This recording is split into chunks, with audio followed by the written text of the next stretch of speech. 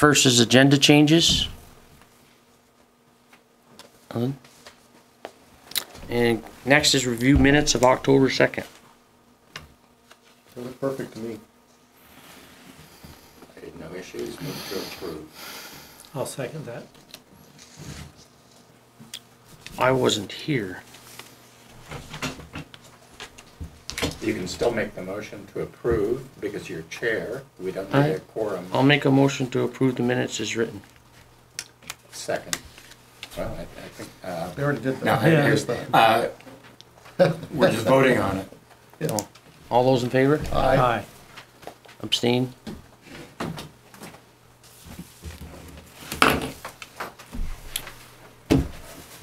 Are there any extension requests or anything that we Alex can is deal on. with now? Alex is up. We do Alex have is a on. quorum. Alex has a couple Yeah, of things. so Oh, sorry, I've been waiting a good part of this year to get you all together.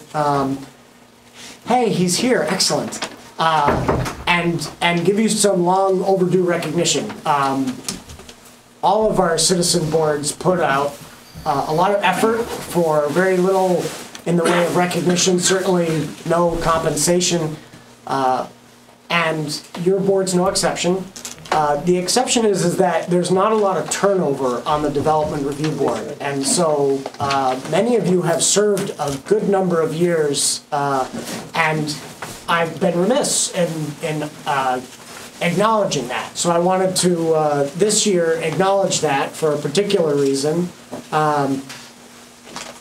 Andy and John are junior members. They're not here tonight. They've been on the board about 1.5 years as alternates, and we value their participation, of course.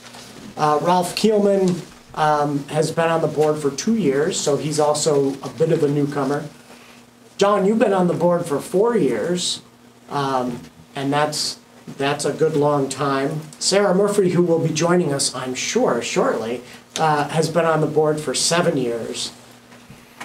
But then we have some board members who have crossed the 10-year mark. So Dick and Dennis, you've both been on the board for 11 years. Thank you so much for over a decade's worth of volunteer time, twice a month, every month, for the last 11 years. I guess sometimes growing old is good because you forget. Then we have 2 members who have been on the board since before it was a board. Greg, you were on the Zoning Board of Adjustment before the DRB existed, and when the Zoning Board of Adjustment was eliminated and the Development Review Board sprang up into existence, you joined the DRB, and with that I think I took my wife's place. It's possible. No But nepotism. between the 2 boards, you've served 18 years. So thank you again for And that's half of nearly 20 years of service. Mr. Mack. Well, so Mr. Blumhart is the reason why I thought this year we ought to do something, because Ted was also on this board since the beginning, but was on the Planning Commission for 19 years before that. And so between the 2 boards, Ted joined the Planning Commission in April of 1983, which makes this year your 35th anniversary of being a volunteer on one of those 2 boards. The DRB for its entire existence, and the Planning Commission for just about 20 years prior to that. Ted is So- Hinesburg's Bible. What's really hard Received to wisdom. What's really hard to believe is I have a 35-year-old daughter. All right, well, 2 important things happened in 1983 then, one a little more important than the other. But in any case, I wanted to publicly say thank you from the town.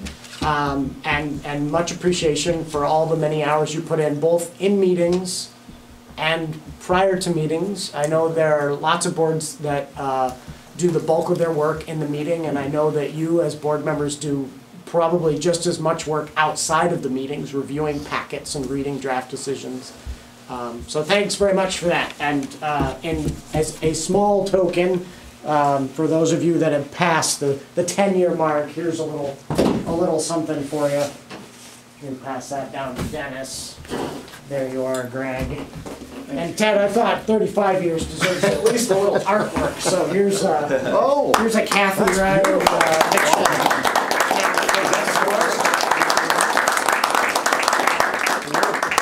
Is that the forest?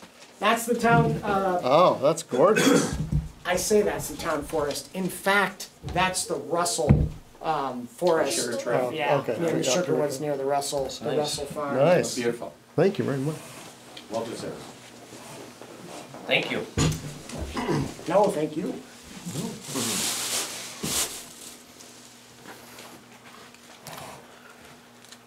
All right. We'll go on to the next thing. Samuel Evanson, appeal of a zoning violation. Excessive tree clearing well beyond the conditions of the original subdivision approval. So who is up? Just, when you speak, tell us your name and then who's up first, just to give us an overview of the... My name's Chad Benani. I represent Sam Evanson. Is the zoning administrator going to explain the nature of the... Usually we have the appellant just dive right in, and then the zoning administrator Suzanne's here to answer questions. Okay.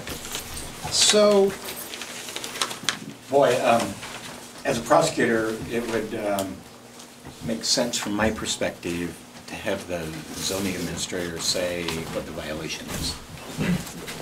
Suzanne is here if you'd like. I think the notice of violation you have and is, a written document. But however you'd like to proceed. What do you want to do, Dennis? I'm fine with you just going over the violation. So Okay. what? Go ahead. So, Mr. Evanson was served with a notice of violation, notice of zoning violation on August 21st, 2018. It's asserting 3 violations of the approval of his subdivision. That was approved in 2004. And 5 and 7 taken together essentially are asserting that Mr. Evanson had cleared beyond what was permitted as far as trees on Lot 5. This is an 8-lot subdivision, Sam? Yes, it is. I'm Sam Evanson.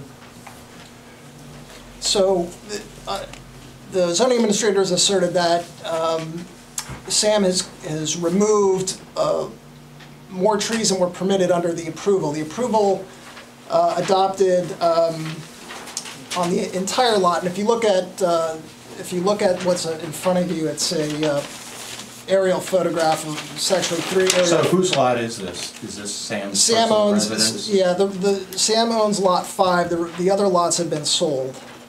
And just to direct us, my guess is, if we're looking at these, this is east, that's west, that's the desirable view. Actually, Where? if I may, I put up on the screen, this is the site plan from the subdivision. And just to give a little bit of background here, this over here is Levine Hill. And this over here is Buck Hill Road West. This over here is Evanson Road, the private road. You have 2 lots that are that have access to Levine Hill Road. The other 6 lots here. And they're in the front, they have more western exposure. These over here have more western exposure. Yeah. The lot in question is lot 5. Those lots which is this slope one here. from down to up. Right, this And is the then it's higher more- portion of it, according when you look at the Yeah. contours, and I can zoom in on this. This is the area that has this is more of the higher area here. This comes down to a stream that's here. And much of the sloping is kind of in a northeast to southwest direction. Over here, it's kind of a similar type thing, although kind of coming in and eventually reaching the stream from the other direction. And Ted and I know we were in extensive site visits there. Probably the old board members who were. So the DRB approval in 2004, these are the pertinent conditions at issue with the notice of violation. So all areas outside the building envelopes which are not impacted by roads, septic systems, stormwater systems, solar exposure needs, or utilities are to be left in a natural state or manage to enhance the purposes of the woodland detailed in conclusion 6 above. A property owner who wishes to manage their woodlot shall prepare a written forest management plan to be reviewed by a qualified forester, such as the county forester, and et cetera. So that has been, so Sam, as part of his approval, did submit a forestry plan. Number 7. What happened to the plan? We still have the plan. The plan was used first in 2004 when we did a forestry management of the whole 31 acres. So the state doesn't have to act upon the plan as long as you submit it, unless they... This was the first time Mike Snyder was county forester at the time, and we worked up a forestry management plan because we needed it for approval of the subdivision. Sam, I've put up the management plan on the screen if you'd like to use it. I can't see it. I mean, I can, I couldn't read it. All right, just letting you know. Thank you anyway. So that forestry management plan is what we used in 2004 when we cleaned up the whole area. It was just a jungle. We had poplars that were falling down. We had white birch. And with the county forester, we went in there and got a feel for it.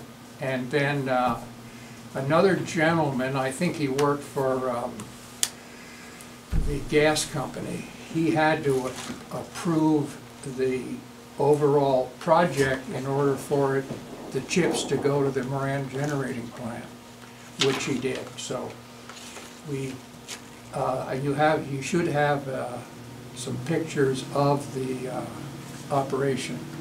I don't know if they're... That's the exhibits 1 through 10? Yes. Yeah. Do you want that up, or? Well, I just want to go back to the forest management plan. I just want to...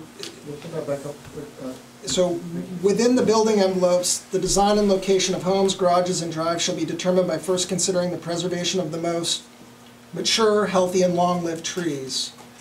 And then all areas outside the building envelopes not impacted by road, septic system, stormwater management, solar exposure, are to be left in their natural state or managed to enhance the purpose of the wood. So that's the forest management plan. And so as Sam said, in 2004, in conjunction with, did you say the county forester? The county forester, and then there was another gentleman, I believe he worked for Vermont Gas, but he was also a forester, and he was required to walk the woods with me to determine if we had the right ideas as far as what we were going to do in the woods. Okay. And once he approves that, then the chips can go to the Moran generating plant. All this has to be done beforehand before you can cut any trees down. And so so that operation are exhibits 4A through 4E. This is the 2004 logging operation done in conjunction with the forester. And the reason we're showing that is because... Not just on this property, but on the entire subdivision. The entire tract, all 8 lots. Except for lots 1 and 2, they didn't have enough, they didn't have anything of significance. It was the 3 through 8 that had a lot of... I mean, this is a subdivision that was, I mean, a heck of a lot bigger than this one parcel, as Ted and I remember. 8 Didn't lots? we go 8 on a lots. walk on this subdivision a Yep. few years ago? We did, yep. It was part of the, how we have developed this town, Yeah, how long ago was that? maybe 5 years? No, Not that long. 3? 3 or 4, 3. yeah. Was that the article in the... We went by Frank's house, I remember. That's my Labrador jumping at you. The picture. So as Sam mentioned, in 2009, 2010, there was another operation to manage the forest. And at that time, Peter Erb was the zoning administrator, as you know, and he, I believe you have a letter from him or a memo. I think he's sitting behind you right now. And so in his memo, he says if you do any clearing within the building envelope, that's not an issue, but any clearing done outside has to, if you clear anything outside, you know, that could be an issue. And please get back to me. So Sam, you did get back to... I got back to Peter and explained to him that I had been advised by the county forester that the bitternut trees are dying, they're dying a slow death. Takes up to 5 years, but they'll die, and if you can get them down now, you can get some lumber, otherwise they're too dry and they just split. So we did that. We it was discussed with the forester in the fall of '09. We started cutting in December, and we finished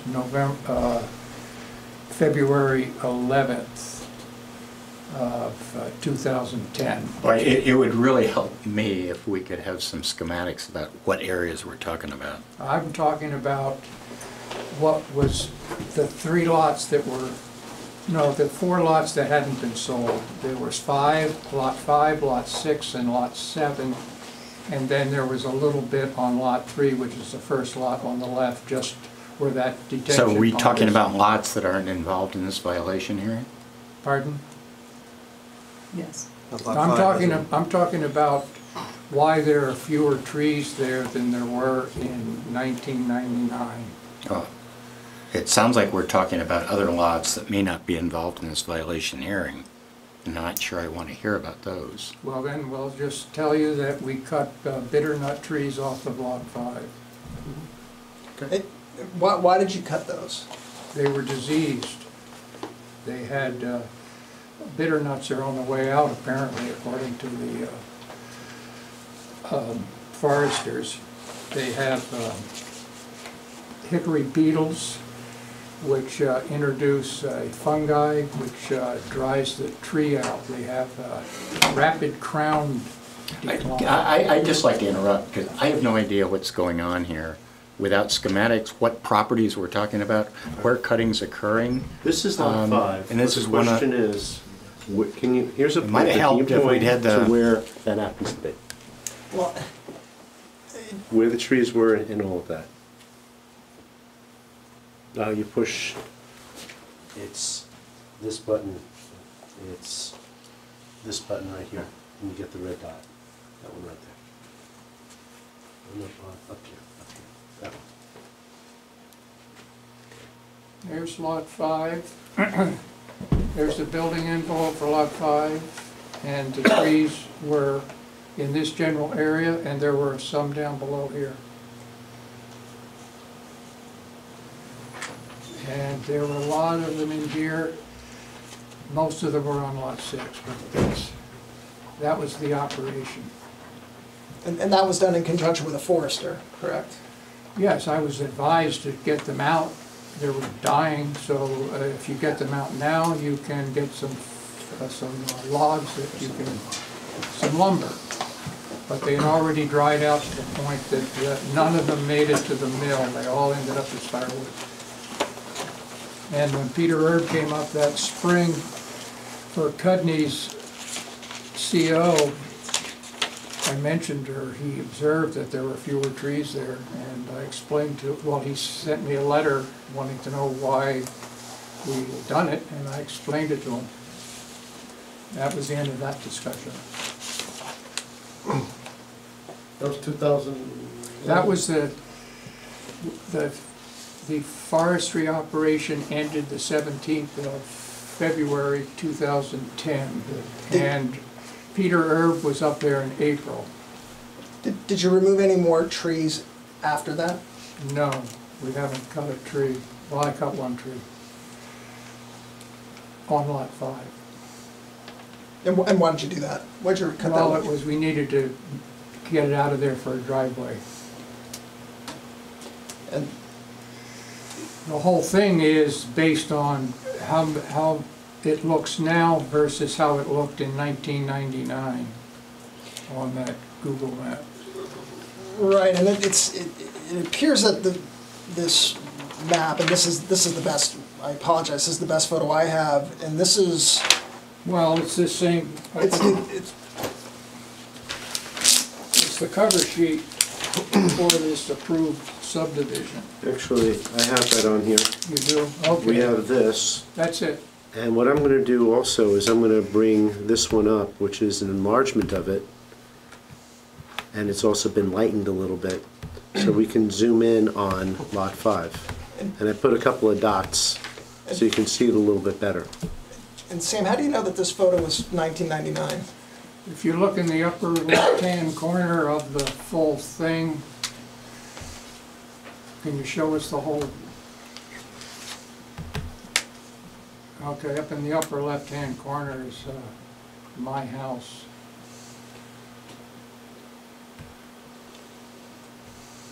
This one over here. Yep, that's it. So the, Up, up, up. Right here. It's also dated That's 2002 down the bottom, I think. Pardon me? It's also dated 2002 on the bottom, which puts it right in the same vicinity. But see, Yeah. that was 1999 because I built my house, started it in the winter, and that's before the grass was in. Okay. So this is. There's my silk fence right there. Yeah, oh, I believe that, yeah, that's right. I say, it's just putting the same, it's rational that it's 1999. Yep. Okay. And so the reason that I point this out, looking at the staff recommendations, it looks like this is a key basis for the notice of violation is, oh, look at how it's a completely wooded area, and now it's not, but it fails to take into account that under the forest management plan that applies to the lot, it was logged in 2004 and 2010. And that had a purpose of removing dead, diseased trees or invasive species in order to enhance the woodland. Did you want to? So in place of those trees, was there any new plantings added, new trees, or? It was left the way, it was just left. In other words, we didn't plant trees, but a lot of the trees on Lot 5 were growing out of a rock ledge. That's why that's the highest point in the whole development. It's a limestone ridge. And that's one reason why these bitter nuts died. They supposedly can survive in a lot of soil conditions, but if they're marginal, they take a hit.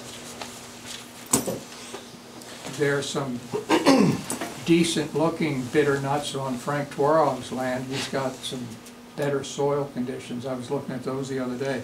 They did not get cut because they were looking healthy. The only thing that were cut were the ones that had the galls on the stems and the beetle holes in them, or whatever else it took to make them look marginal. We have some that have died since, and they're standing there like ghosts. And yeah, the exhibit 2A through 2F shows you the diseased trees that have not been cut and what they look like, and we've included those in your materials.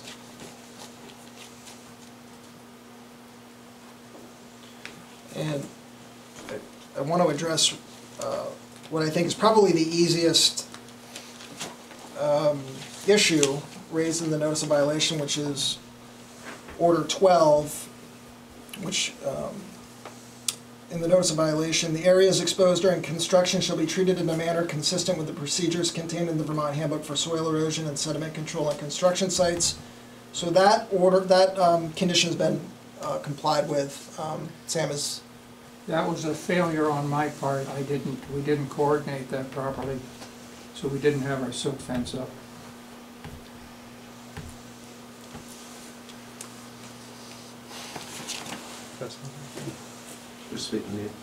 My name is Carl Marchessault, and I put together those plans for Sam just to have a chronology, but Sam spoke to me in great lengths about, the violation. And the chronology that you see there is simply really to depict that within the building envelope, we surveyed the sort of tree line, and then, we shot all the trees that he left, and the trees that he left were like big maples and, nice looking trees per the forest management plan. So within the envelope, he saved some trees that he could.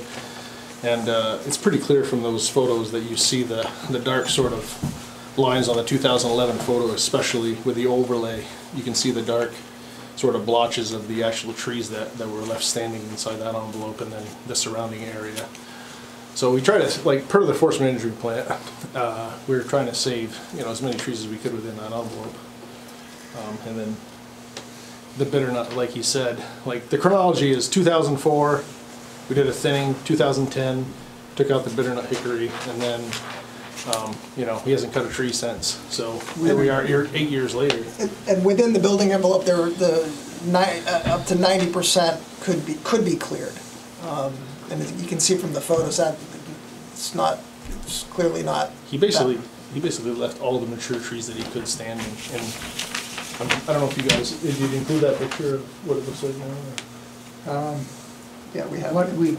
I don't know, but I did lose one maple, but that was right where the house is going. But we moved the drive going into the building envelope and we pushed the house site to the extreme north because we had some, not many, but some valuable, nice looking maples.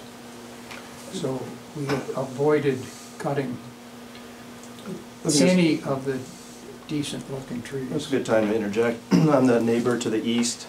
My name's Brad Friesen. I'm on lot 6, so I've been looking at this lot 5 for about going on seven years. And you know, basically, I wrote a letter to the DRB, but I just wanted to speak tonight on what I've noted. And basically, the mature maples that we're just speaking about have all been, you know, maintained. There was a old logging road to the top that the kids have been using for a sledding hill that Sam, you know, has allowed us to utilize. And when he moved down to Florida with his wife Carol, he allowed me to do some clearing with the sumac and some of the old the poison parsnip and some of that foliage just to keep the area available for use for the neighbors to walk their dogs up and people to spend time on the property. Basically then when he came in to, you know, develop the lot to make it functional, basically have a driveway and such, that's what's been taken off of the lot is this kind of invasive species and these different things. And there's not been trees logged on that lot since I've been there, and there's not been a big operation to, you know, clear the woods there. I think anybody that walks up there right now would say that that's the epitome of what we want for a rural neighborhood in Vermont. And he's developed a neighborhood with 8 people that are, you know, at my estimate, paying about $50,000 in property taxes and doing what they need to do to, you know, have a nice spot in Vermont. And you know, I think he's been put through a lot here as he's developed this area, and so I just need to stand up for him. And if any of you know me, I'm a big Red Sox fan, so to be here tonight is a big thing, and I'm going to support Sam on this. And, you know, I've been looking at it with my wife for, like I said, 7-8 years with my 2 kids and my dog, and I know that lot inside and out. I'd like to follow up what Brad said in one particular area. My name's Frank Dworog. I'm just south and east of Lot 5. Should the day come where you do a site visit, I would encourage you and welcome you to walk my property and take note of the invasives that I have not kept up with in the last, well, I've been on the lot 11 years now. The last 5 years of my practice have gotten away from me, causing me to be at work often 7 days a week.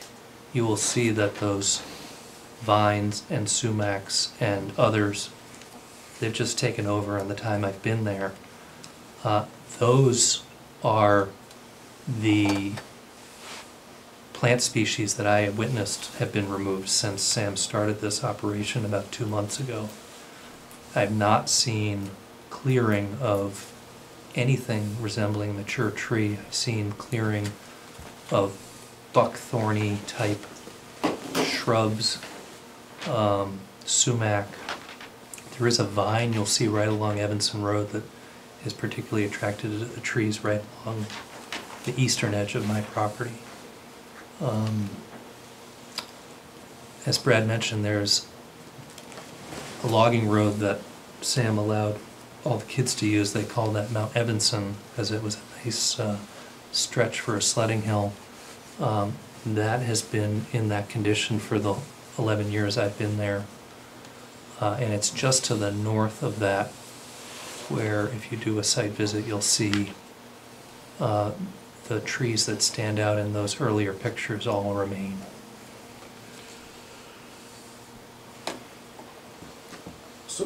So has there been some clearing, what precipitated the notice of violation in August? Is it because of additional, whatever you call them, clearing of,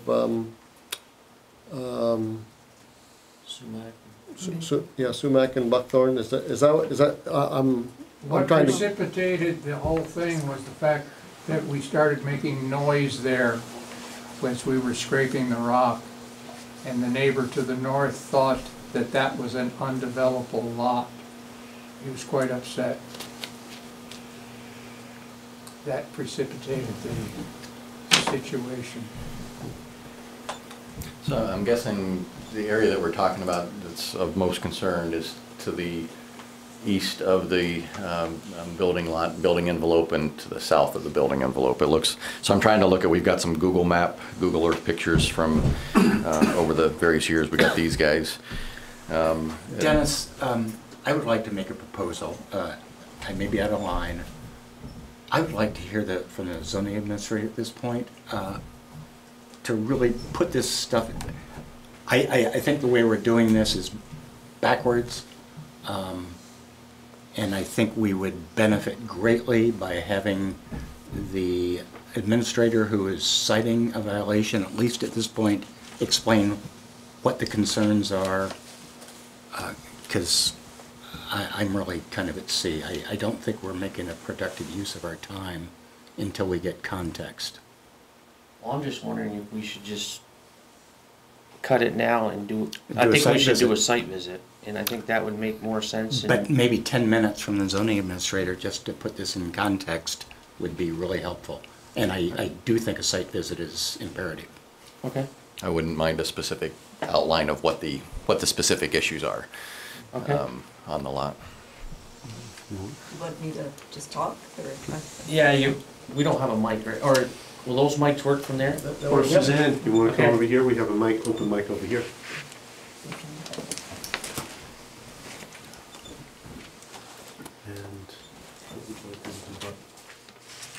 It's fine. Do you want me to zoom in more on lot 5? You can, yeah. Go advance there a little bit more. Suzanne Montaigne, I'm the zoning administrator, and as Sam mentioned, we did receive a call from a neighbor that was concerned about noise, and I went up there, and he was Sam. I saw Sam there and talked to him, and he was pleasant, and he was, they were about to finish the.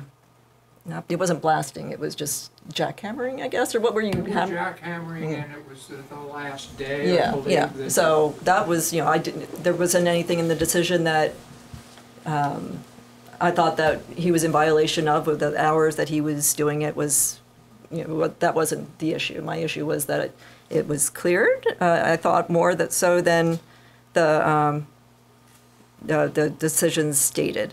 And in particular, like all around here, this is supposed to be woodland, here and also on lot 5 and lot 6. It's all supposed to be woods, where this is all cleared now, and there's just a couple trees left. And same here, like here's of course you can clear out the building envelope, but the rest is supposed to be maintained. And then so this has all been cleared, and then this was all cleared. And that the forest management plan, it's saying that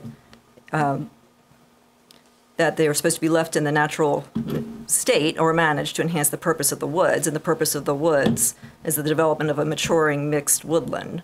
And I wouldn't say a couple maples is a maturing mixed woodland. And privacy screening, wildlife habitat, if you take out all the trees, aesthetics, all the other trees, you just have a couple trees, that's not the purpose of the woodlands. That's just a couple trees on your lot. So that was the basis for it, and thought it was, although I did not see Sam was very kind to offer to mark out what the building envelope was. I didn't think it was necessary because it was obvious to me that I thought it was beyond what was allowed. And then especially looking at some of the Google images that were given to you just from like 2004, under the dates, you could see how much was done. So that was 2004. So from a motivational standpoint, I could see landowners wanting to improve views and so forth. Is there anything you've identified in what you've seen that would have some economic or aesthetic benefit? It's not obvious to me what there would be a nefarious purpose to I don't think it was clearing. nefarious. I think it was just that, it was just the decision was. But why would they violate the condition if there wasn't a To clear the, so it was a selfish better purpose view. to- I guess I would assume it's just so there's a better view. Is any view being improved? That's I guess what I'm trying to get. Yes, get if you to. were up there, it's the highest. Sam mentioned it's the high spot. Whose house is getting improved? Well, the lot in your estimation? The lot 5 or the lot that is being cleared is improved, as is actually lot 6 as well, because they took out all those trees to the. And I'm not sure they or the But Sam. Suzanne, I think you were under the impression or led to believe when you arrived that that area that I was watering when you arrived, I think you were under the impression that it was treed before we started our. Not necessarily right then, these couple months, but it over the time since this approval, it had been cleared. Right, because we cleared the bitternut hickories. Mhm. And But it was not, now it's grass and a couple trees.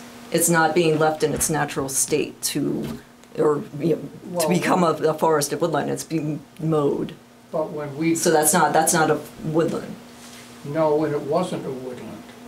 but it should have been. It was a woodland, and that's what it was Until we supposed to cut- be. Yeah, and then we cut the bitternuts, and then it became a non-woodland. And then we had sumac and buckthorn growing up, so it was a matter of raking all that stuff, because you have to take that stuff out by the roots or you can't get rid of it. You rake that out, and then you get a nice conservation mix going. Mr. Chairman, I think this all accentuates the need for a site visit. Yes. So when would be, As daylight savings ends, Saturday mornings probably. Probably. Yeah, unfortunately, I think it has to be a weekend at this point. There isn't enough daylight before your meetings at this point. So your next meeting is November 6th. So it'd be good to try to get it in before that, and so we could continue this to that so meeting. would it be the 3rd? Well, I mean, engage the technology here for a calendar. It would be the 3rd, wouldn't it? What does the board prefer, a Saturday or a Sunday? Saturday. Yeah. And Sam, when are you here and when do you head south? I was south, I came back, I Oh, can okay. stay forever, I got a Carhartt right here. Heated seats in the truck, I'm good. Okay. So, this coming Saturday is the 20th, the following is the 27th, and then there's one more, the 3rd, before your next meeting. It's a 5 Tuesday month, so you have an extra week in there. If you want it to be on a Saturday, you could pick one of those I'm Saturdays. flexible. Totally. Do you want to do the 3rd or? I'm easy, whatever works It'll for be everybody fresh in else. our mind for the meeting. Okay. And do we want the building envelope marked out so we know? It is. It's all marked out? It's Okay. all staked. Okay. I wanted to get it staked for Suzanne, but she didn't want to see it. Okay. Yeah, Dennis? And we have one more. Yeah, and I think I was gonna mention, I think you might have additional public that may wish to speak. Okay. Can we figure out your timing of that site visit? Because I want to make sure it works for Sam and his group, because he's probably going to be doing the show and tell. The earlier the better. Yep. What time on Saturday, November 3rd, were you thinking or hoping? Sounds good to me. 9 o'clock? Why not this Saturday? Yeah, November 3rd, that's. I think they were thinking that having it the Saturday before the next meeting, that would be fresher in their minds when they started the conversation up again, but. I'm easy. It could be snow on the ground, you won't see as much. I'm not counting on that as much as I'd like to. I can't do this Saturday morning after work, but the next Saturday I'm open. I'm great. But I don't have to. Yeah, it doesn't, Plenty of other board members doesn't necessarily have to be the full board, but finding a mutually agreeable date between the appellant and the board would be good. So Sam, do you have a preference for this Saturday or this weekend anyways? That would be my preference. Just because when you're in town and when you're not, right? Well, I'm in town now and I'm gonna stay. So the longer I have to stay. Well, our chairman's not gonna be here this weekend, so I'd propose the next weekend. But what about Sunday? Can you do Sunday? Or is that I not- don't think people should be asked to do it on Sunday. Do you all have to come at the same time? No, we don't, technically. I mean, I could come Saturday, but it'd be like 12:30, 1 o'clock. If you came this Saturday, Fine by me then if you wanna- we can you do it could later. show them the Alex, rest do I of have to be there? No, I don't think. I'm not sure you should be having private site visits So do you- with somebody. it. I've heard that. Just 12:30, 1 yeah. o'clock? I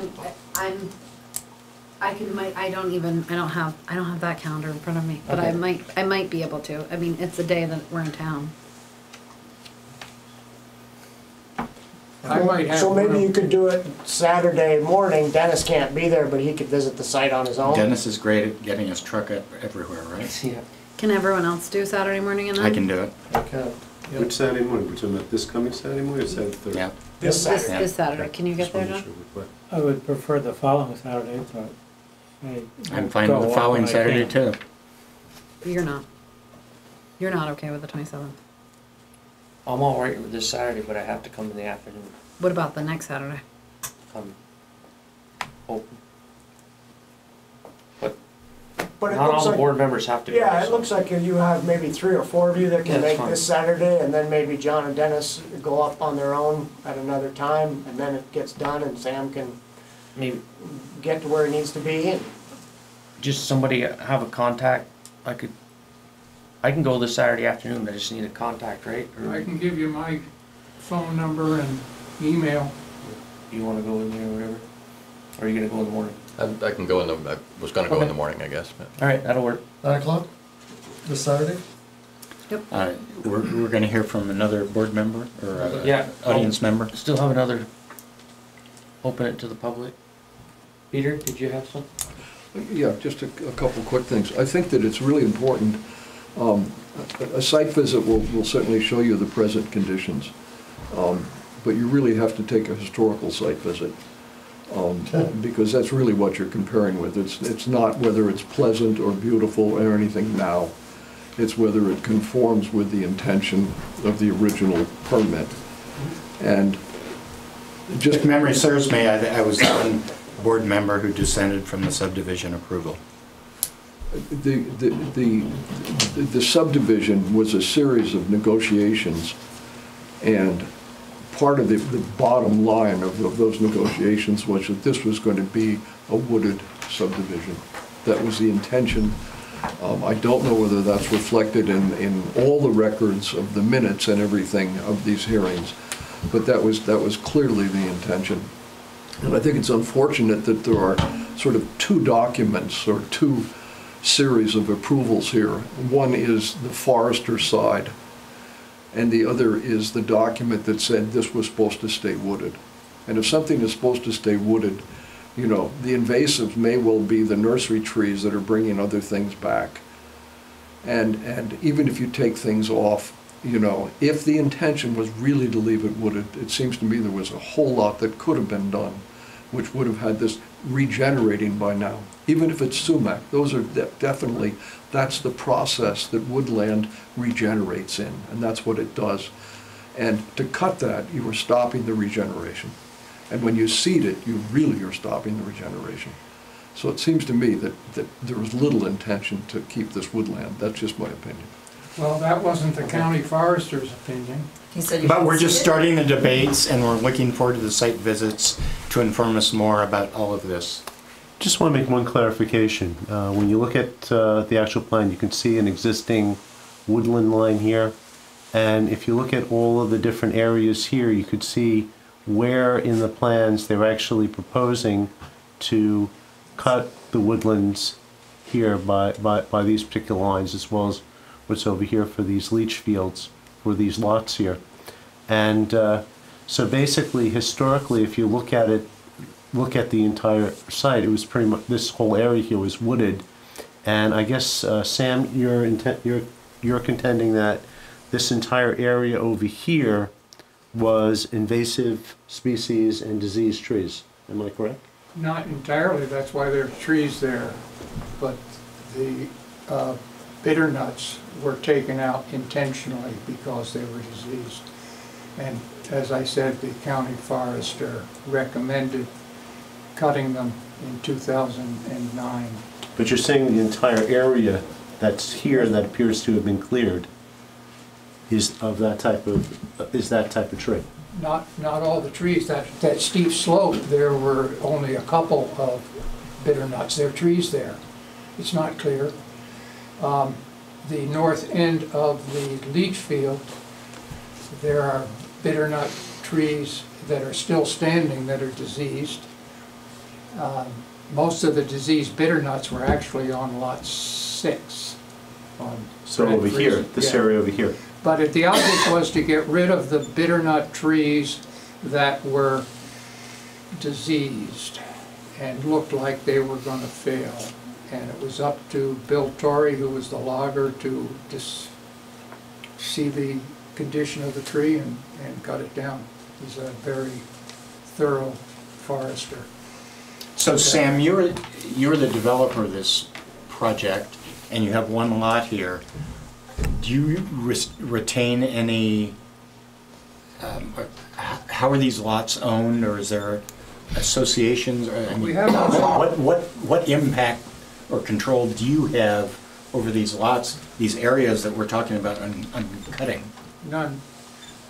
We have. So we're talking about some landowner who's supposedly cutting. No, he owns lot 5. I own lot 5. I thought he was on one of the front two. No, he also owns the house. He still owns lot 5. We have an association which maintains the detention pond and the road, and everybody else is on their own. So I think maybe what some of the confusion is that I agree that the forester is just focused solely on the trees. He's not looking at the site plan saying, oh, there was still supposed to be trees there. Generally, the intent when we have something like that is that you're allowed to clean out the diseased trees, broken trees, whatever. But the intent is you're supposed to allow new trees to regrow in that area, especially if it was been noted as a forested area. And I think the question at this point is that the ground has been scraped. The ground so all the vegetation has been removed from those areas. And if new saplings or something had been planted in those areas, then there, I'm guessing, wouldn't be an issue here. But it's just, I think, an area that was envisioned to be tree covered is now, at least in certain spots, bare ground. And I think that's what the concern is. So I look forward to a site visit. Okay. I would move to Continue to the November 6th meeting. Election day. I'll second that. All those Yeah, in time favor? there. Aye. Aye. Aye. Thank you. Thank you.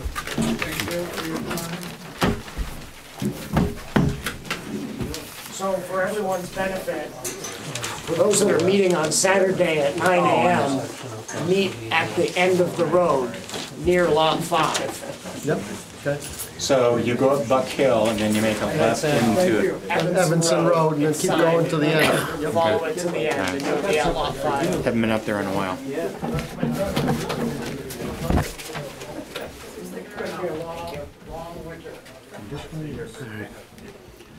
All right, we do have another hearing here. Actually, Folks, let's clear out so we can get home. Didn't I want to give Dennis my phone number and contact information? actually, is it on, I think we have that. Is it the same as on the application? I'll bet it is. Okay, we'll provide that to Dennis. Okay. Thanks, Sam. Thank you. All right, up next is John Linn, conditional use review for an expansion of a non-conforming structure. Yes, and thank you for your patience. Interesting. I hope you all know what buckthorn looks like and how insidious it is. Oh, yeah. That's not a nursery for good trees. Is that a buckthorn injury on your right leg? Swimming pool. Swimming pool. Skiing? No. Not yet. So that's John and Audrey Linn. I'm John as well, not a junior, but close enough, I guess. We bought the larger camp, the one on the smaller lot on the south side. Actually, we have a pointer here. You just push this button here and let me know which plans. I put this one up first, but if you want me to That's throw fine, no, totally adequate, thank you. We bought this lot 15 or 20 years ago from the people that owned both properties. We acquired the larger lot a year ago. Both of these structures are in pretty tough shape. This one has since come down. There were a lot of there was a significant dead tree here and a lot of other trees in the area here. After acquiring this lot, we sort of regrouped where we were at as a family, decided it would be a good time to kind of redevelop this property. We're hoping to replace this existing larger camp with a similar size structure. This lot is now going to be an actual septic system, which for this area is seemingly pretty rare. It's a bunch of summer camps basically. We've worked with Shoreline, we've worked with a septic engineer, we've come up with a plan that'll work. Septic tanks down in here, the field itself is up in here. We're maintaining 10 feet clear from the new structure to the toe of the slope of the new mound system. We acquired permission from Shoreline to remove the trees that were necessary here. We took those down this summer. Both shoreline permits and septic permits are currently pending with the state. Where did those permits come from? Shoreland? Yeah. Michaela Stickney through state of Vermont. It's the Agency of Natural Resources. It doesn't have anything to do with us, really. No. No, but it's a necessary step with these type of developments. So there used to be a deck right along the edge of this neighbor's, literally 15 inches from the property line. We're going to remove that deck and give a larger buffer on this side. We're going to maintain a similar distance from the lake on the lake side. This structure is gone and will not be replaced. Both of these lots are now combined into one large lot. Oh, just clarification that in the Shoreline District, you don't need a process if you have two non-conforming lots, at least one of them are undeveloped, then they will automatically merge. So in the area where the yellow, The area that meets. Husqvarna chainsaw area. There you go, yeah. Vroom, vroom. Yeah, looks exactly like my chainsaw. That's in theory if we were to build a conforming structure, Where you can that's where it build. would have to go. So Everything to the right of the And that would proposed be uphill? driveway is pure ledge. Would that be uphill? It is. In ledges. okay, so that was going to be my question: is Yeah. would that be an area where the septic, not septic tank necessarily, but the leach field or whatever This is a could go? line of ledge right in Okay. there. Sheer, like not walkable. Yeah, that's. Okay. And neighboring structures? It looks like you're lower than you could be. There's a camp up here. There's, our other neighbor is down in here. I think he, What about to the, is that north arrow straight up? Yes, So what's to the east? all woodlands. There's cliff up here. Well, and then I mean- this is all just forest. To the right of the chainsaw? Yeah, Up there. it's all undeveloped. Really? Okay, okay. ledge and old growth hemlock, basically. So, yeah, okay.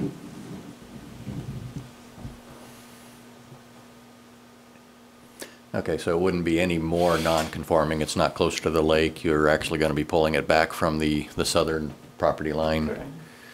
We're decreasing the, we're decreasing the non-conforming by taking out that walkway and,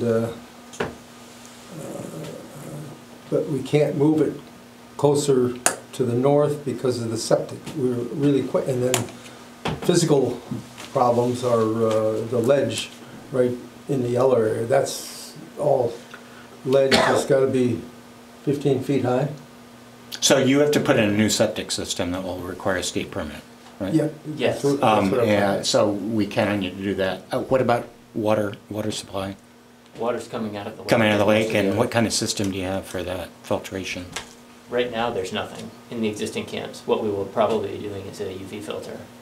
Put a filter in it, but most of the people take it right out of the lake there.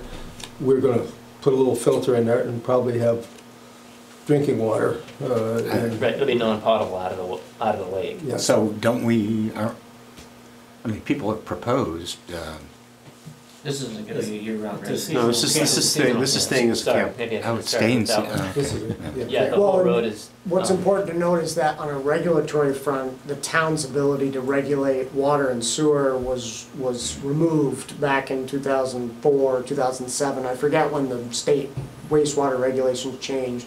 So we don't have jurisdiction over those elements. We used to. We used to have a whole rigorous review process for new septic systems. But it shouldn't be an issue. but I was talking about intake water. Right, but the state will be giving you a permit for your Part wastewater of our system wastewater. as, I don't know if they'll be looking at your water system as well. They need to know where we're pulling it from. Yeah, That was part of the permit. Yeah. it's usually combined. I think it's good you're putting in a real septic system.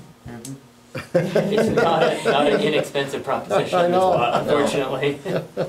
And then building dimension-wise, it's basically gonna be the same height as the current, It'll or? probably be a little bit taller. We're going with a steeper pitched roof. Okay. It's in keeping with the other buildings in the neighborhood. The red camp to the north of us has a similar size roof. The camp is much closer to the lake. We're gonna be tucked a little bit further away. Okay. And the road, that's the driveway to the house? Where it goes above the house that's gone?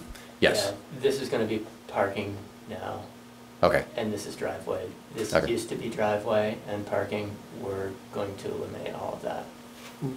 okay. So from a lot coverage standpoint, it's also going to get better. Yes, we're reducing the The lot impervious coverage will be surfaces. reduced. I would move to close the public hearing, direct staff to draft conditions of approval unless I'm. I don't see any neighbors Usurping here. some questions, sorry. Just why, I mean, there's this, the shed that's like right on the shoreline. Yep. Does that not have any non-conformances related to it, or what? We're Totally, not proposing to change that. totally at all. non-conforming, Okay, Well, pre-existing. it depends actually. If it is pre-existing, so it's not relevant to this review. But whether it's actually non-conforming depends on what its function is. Oh, right. Boathouses and other structures that are related to and have to be on the water do not need to meet the setback from the lake. I don't know if this is a boathouse. It doesn't really matter in this case because it's Okay. it's not pertinent to the review. We did get permission from both adjoining neighbors. I think you've got Yeah. it. We did receive one letter. They sent the drawings to all of them. That you've received. And I talked to them. And that's the neighbor to the south. South. Is by far the closest. Yeah, he's real close to us. I think it's a really nice design. I think it's gonna be a bit taller. I don't think it seems to matter. There's if its view is changing from above or below, but I am noting that the original basement is not quite full height, and it seems like you're gonna add a full height basement, and then, yeah. So, I mean, it's gonna be taller. I don't see that that's a problem, and certainly it doesn't seem like it's impacting anyone else, but it definitely, I think it's gonna probably add like a story, potentially 3/4 of a story. The small camp, the one to the north there, that little T, short of T was, I'm told that that was the ice house in the 20s, and it was a trash place. Just curiosity point, if you're investing in infrastructure, why not make it year-round? We can't. The road to it Can't access. is The road not is- available. The East Shore Road. East Shore Road is It limited, has- yeah. We dealt with that before. We haven't, it's the one road left that is all seasonal camps and probably will always be seasonal camps because the road is so difficult. Yeah, it's a challenging access. Very steep. Is that the one that is so steep at the end? Yes. Yes. Well, There's lots of different maybe, I was steep gonna say spots. maybe Steep at both Maybe ends. is that the most northern coming from Williston? Yes. Yeah, yeah, Yes. yeah, All yeah, right. yeah. I guess I didn't know the name of it. Okay, yeah, It's almost I got it. outside of Hinesburg. It's a beautiful little road and nice camps, but Yeah. it wants to be camps. It does not want to be year-round use. Maybe it's no. We have a motion. The board members have any other questions? Somebody second it? I'll Did anybody second it? I'll second it. Third it. All those in favor? Aye. Aye. Thank you. Yeah, Thank you. thanks very much. Have a great afternoon, evening. I would make a motion, do we have, we don't have any any other business, do we? There is a couple of extensions in a few weeks. Oh, yeah, We'll be okay. putting together I thought we had some extensions and, applications too. Okay, thank you very much. You're welcome. I wasn't proposing to adjourn, I was. Actually, a couple of other things just on the agenda. Extensions? Yes, extension. Ruben. Yes, let's start with this one here. Nancy Ruben, I did send you a plan of it. Basically, the story was that they got approval for 3 years ago for development on a private right-of-way. We've been dealing with them for 7 years. Yeah, it's been Really? a very long time. No, it's been going on a long time. This would be the And second there have been like extension. 3 to name the site. changes, I think, on this application. Under the Memory regulations, you're allowed to grant one single 1-year extension on this. So if it is an extension, you're up for doing it, it would be a very limited. They're trying to move it. They had daughters in my kids' high school, and they're out in college now, and they wanted to move, if memory serves me, the driveway way to the right of the property. So driving around a barn, they wouldn't hit some goats or something, and this is like 7 years ago. So yeah, there's a property in the back, and they wanted to break them off their driveway. Yeah. So what I don't remember Give though me is a this is showing the driveway, the original driveway, stopping and not coming out. So I thought the people on the forward lot were still going to use their driveway. What's that say down the bottom? Oh, blow it up? Blow it up? I mean, is the intent that they're going to drive all the way back around and out? No, I don't believe it. It says, yep. Oh, it was going right. So it's only gonna be one driveway. Because I thought It was supposed to be an in and out, I think. It says original shared driveway to removed to this point. Right. And the last plan I remember seeing is I thought that one still came out and this one came out, and there was some question about too many drives close And they're together. trying to move the driveway around the Yeah, barn and because. you're right, that's my memory too, but it doesn't matter in this case because all they're asking for is the 1-year extension to whatever you approved last time. So regardless of what this plan shows, it's an extension to that previous approval. I guess, so I guess it looks like a branch off maybe going to that house, but, All right. I mean, I don't remember that We've been branch off, doing so this is too this, what are we approving? Are we approving Just what one we? year. They're just asking for an extension, but I'm saying no. 1 year. We've been doing this for 7 years. We approved something 7 years ago. Yeah, and then they came back and changed it. That was a totally new approval. Oh, no. 3 years ago. Well, it had to be a new approval. It had to be a new approval It because they wasn't changed. much of a new approval Well, then. but it effectively was a Okay, new so approval. 3 years ago. Yeah, So, and that's how long they're good for. all right, I'm saying no. And I mean, just to clarify, this is what we approved. the way the driveway's being shown cut off and. This is what I found in the plans, in the electronic file.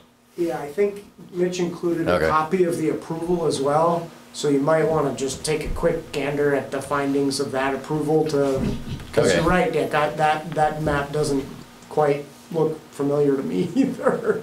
I mean, I'm just wondering if they've changed something and if we're, approving something that has, or if we're extending something that hasn't even actually been approved. So look at the last sentence of finding of fact number 1. Actually, the last couple sentences. Yeah, okay. Yep. Work, access both residents. I guess that's part of the growing older. Well, like Greg said, and Ted, it's possible that the original approval from 7 or 8 years ago was one thing, and then the new application that got approved 3 years ago was slightly different.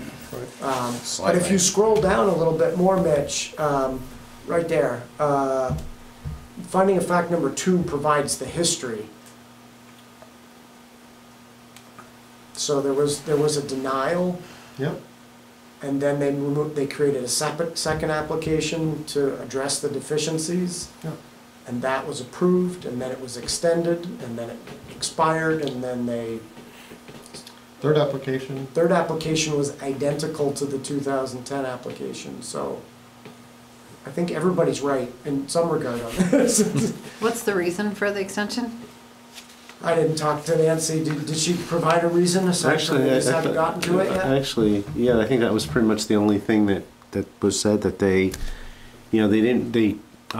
what kind of precipitated this was Lenore, our office, contacts people with expiring permits, and this one happens to expire in January, and she had just totally forgotten about it and wanted to make sure, like, oh, this is something we still want to do, and just wanted an extra year to do it.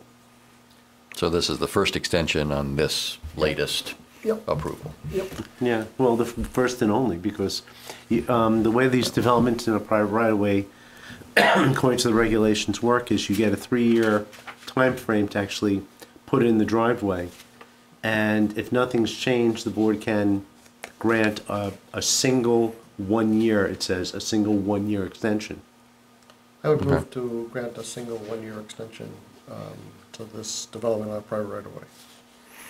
I would second. All those in favor? Aye. Aye. Opposed. I think they have it. Okay. All right. There are deliberations. There is a draft decision for Sam Nelis. I've recused myself from that one. Right.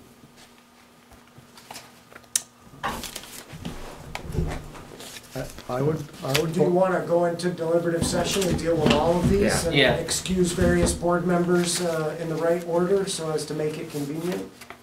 Mitch, did you have any other news and announcements to say before the camera shut off and the minutes stopped? Actually, no. I have. Actually, no, I just mentioned that on the next meeting, in addition to the the continuance of the Evanson one, we do have 2 subdivision revisions, which should be pretty simple, and hopefully a whole bunch of draft decisions outside of Nelis and Hannaford that you'll have a chance to look at. Okay. Okay. I would move that we close the public hearing and go into deliberative session. I'll second. All those in favor? Aye. Aye. Aye.